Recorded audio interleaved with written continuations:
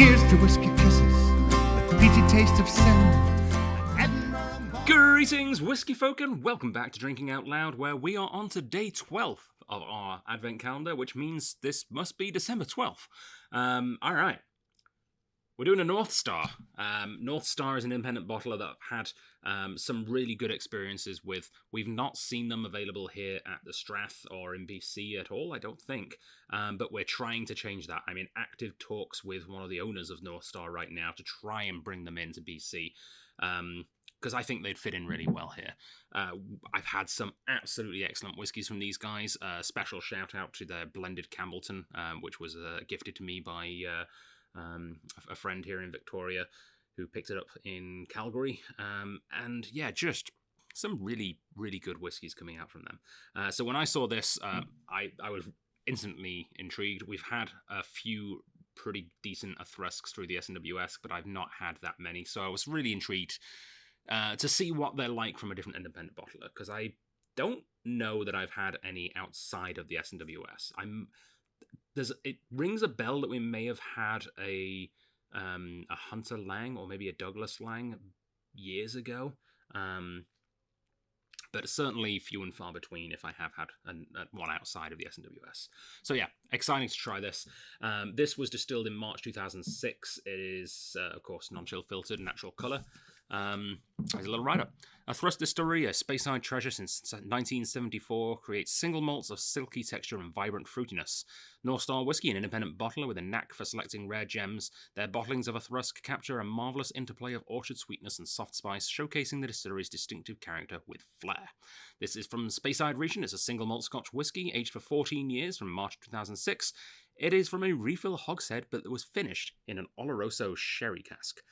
This is a single cask bottled in February 2021, with 264 bottles released at 56.3, with no added colour or chill filtration. And they have some tasting notes on the side as well. And again, I'm not very good at pouring the last little bit out of the bottle. I don't want to go to waste. There we go. I'm on a run of drips left in the bottle here. All right, number 12. Oh yeah.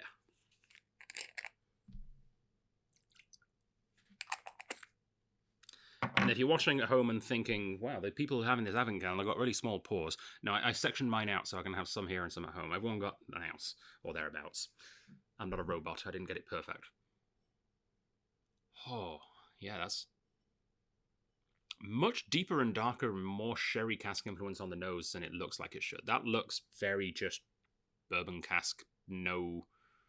It doesn't look like it's touched European oak. I don't know if it has. Like, just because it's sherry doesn't mean it's European. It's probably American oak, but it doesn't have that darkness that often sherry brings to it. But it's got this nice sort of apricot syrup nose.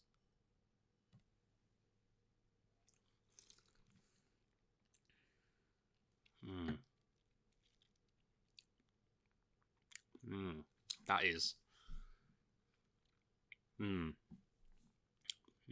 That is really nice. It's sort of a toffee. Not overly sweet toffee. That's really nice. Like a Thornton's treacle toffee. I miss Thornton's. Are they still a thing? If you're watching from the UK, let me know. Does Thornton's still exist?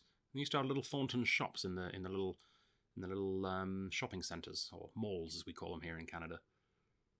I remember going to one near Sheffield called Crystal Peaks, and they'd always have the little Thornton shop, and I'd get a little Thornton's black toffee. That's a nice memory. I'd forgotten about Crystal Peaks. I used to go there every Saturday. My dad used to drop me off in the morning, because on Saturday mornings they'd have kids' cinema showings where they'd show a random old movie, and it would be £1 to go and see a movie.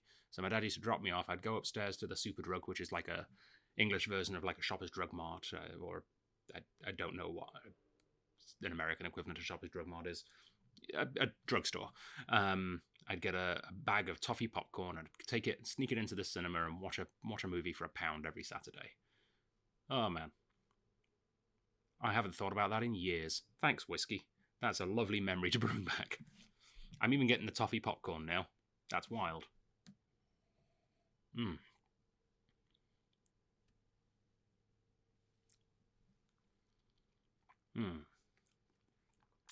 You know, I'm going to go visit Crystal Peaks when I go back home next time.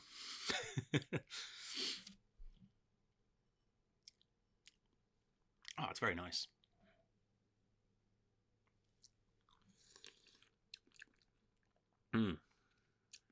Yeah. Way more sherry than it feels like it should for a finish and for the way it looks, to be honest. Looks can be deceiving. They often are, in fact. That's lovely. Yeah, very, very apricot-y, nutty. The sherry cask influence is definitely kind of being the driving force here, but it's not overwhelming. There is other stuff there. There's this nice sort of cereal Weetabixy kind of a thing going on as well. The popcorn thing, I think, kind of, it's not just the toffee. I think the popcorn itself is kind of showing through.